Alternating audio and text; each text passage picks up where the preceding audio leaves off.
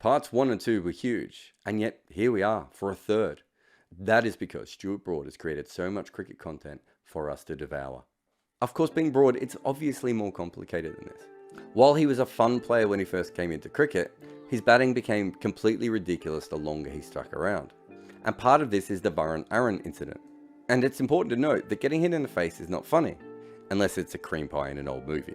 And the way that Broad got hit in the face was very unfunny, and it deeply scarred him emotionally. The ball went between the helmet and grill, and it's taken ages for Broad to recover. And that hit basically turned an all-round talent into a number 11, except not really. In fact, there's an entire Reddit post dedicated to showing that Broad's average was already well on the way down. I think the best graph here is the rolling average. After his 100, he struggled with a bat. He did pull himself back for a little bit before dropping off just after Aaron hit him. Although this shows he was maybe perhaps starting to put his batting back together before it all sort of falls apart. But I thought I'd better look at the average each year against pace and spin. And let's just stop at 2014. This is when the hit happens, and you can see that after this his batting average drops against pace and spin. In fact, over the next 3 years he is way worse against spin. And I checked assuming he was attacking spin a lot more because he was afraid of fast bowling. That doesn't show up in the numbers. But there is no doubt that the hit changed how he's batting. But I think he had long given up any pretense of being an all-rounder beforehand. And this just allowed him to continue with that. One thing you can see that since his 101st innings, which is the one where he was hit, he stopped making 40s. And he also seems to have a lot more periods where he just doesn't make any runs at all. Overall, he's just had less success. But whatever is actually the truth about Broad's batting, what we do know is that Varun Aaron gave him nightmares, because he's mentioned that. And to go from there to continue to have to face the world's fastest bowlers must be very tough on him. But none of this should take away from the fact that watching him bat is a complete joy to anyone who isn't Stuart Broad. It's not quite slogging with him, it's something else. Slogging with a little bit of vermouth. Although when you do think of Broad and slogging, there is something else worth mentioning.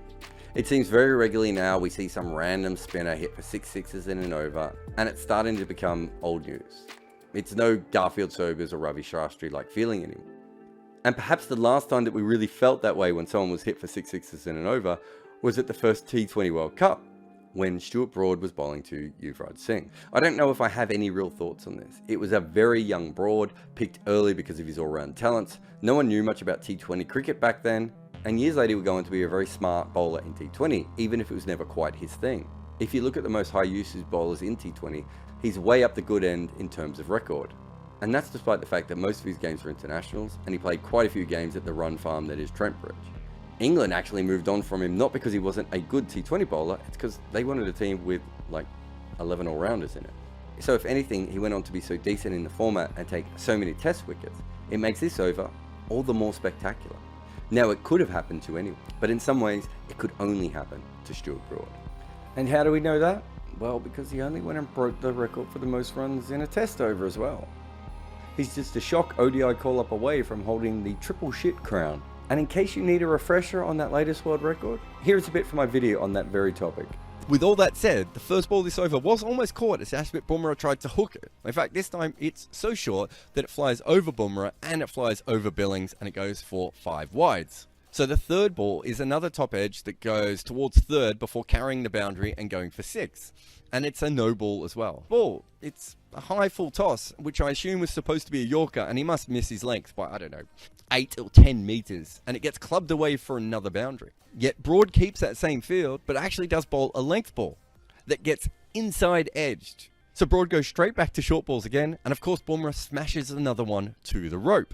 But we haven't actually finished on his over yet, because to break the world record, Broad was creamed by Bumrah for a 6. This is the first proper shot that Bumrah actually nails in this over. And of course it was that ball that finally meant Broad was going to try and bowl full and straight, which he did for the last one. This is a huge thing for any bowler to be involved with, especially someone who is already in the top 10 international wicket takers of all time.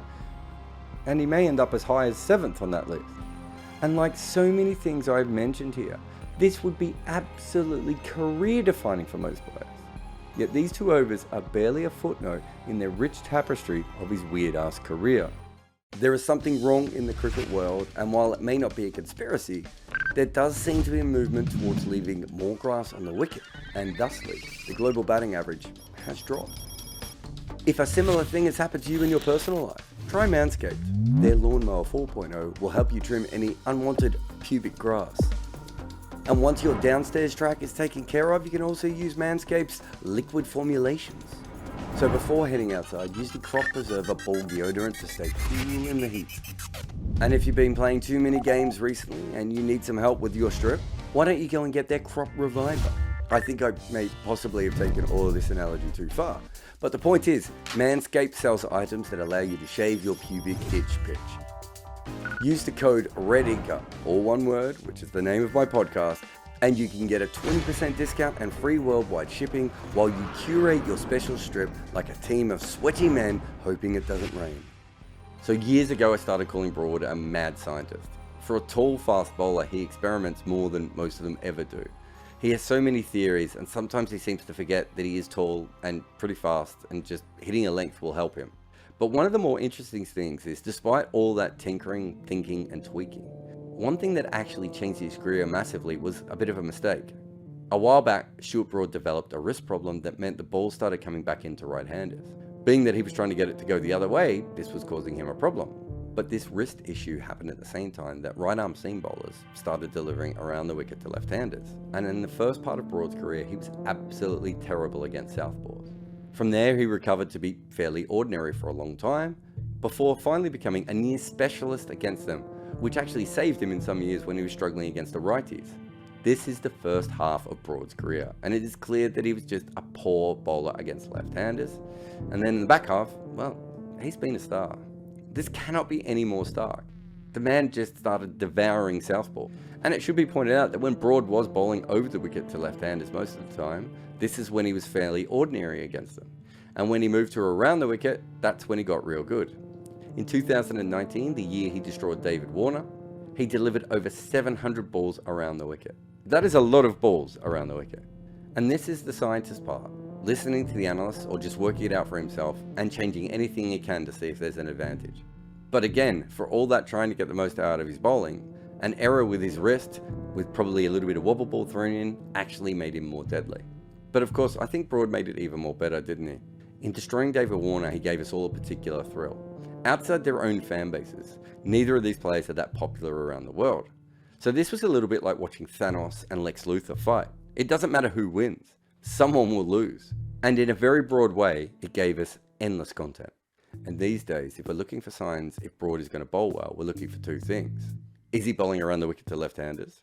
Or are his knees up? I've never seen an official metric for what angle constitutes Broad having his knees up. But being that I hear it almost every time he bowls, it must be very obvious to everyone who is not me. Also, a knees up is a party. And I don't know why people don't refer to it as a Broad party in this situation. And when it comes to big moments and parties out on the field, I don't know if any player has ever had as many huge moments as Stuart Broad has. And part of it is just because he's taken so many test wickets. And you want to know how many he's taken? Well, he has 2 test hat-tricks in there. And one of them, he didn't even notice. Although it is worth pointing out that legendary statistician Andrew Sampson thinks around 2.5 to 5% of hat-tricks have been forgotten or missed. In fact, in some ways, the forgotten one wasn't very Broad. But the other one definitely was, because it was essentially an on-field troll. You may not remember what it was like when Indian cricketers distrusted DRS, but it was one hell of a ride. It dominated conversation almost every time they played. And coming into that Trent Bridge test, they were 1-0 down, but they had bowled England out for 221, and they had passed that score only 4 wickets down. And then Broad took a hat-trick, changed the game, and probably the series, and things went very differently for India from then on in. But he happened to do it while getting an LBW against Harbhajan Singh that included more wood than Noah's Ark. And of course it became this dual story, the hat-trick and DRS. It was very Broad. And of course it was at Trent Bridge, because that's where weird things happened for him. But Harbhajan Singh is important as well, and here's why. Stuart Broad is the only test bowler with over 500 wickets to get dropped regularly from the team. But of course, so few bowlers have ever taken that many, so let's stretch it out a little bit to the 300 club, of which there are 36. On this list, it is really only him and Harbhajan Singh who were regularly dropped. And Harbhajan had Anil Kumble on one side and R. Ashwin on the other side of his career.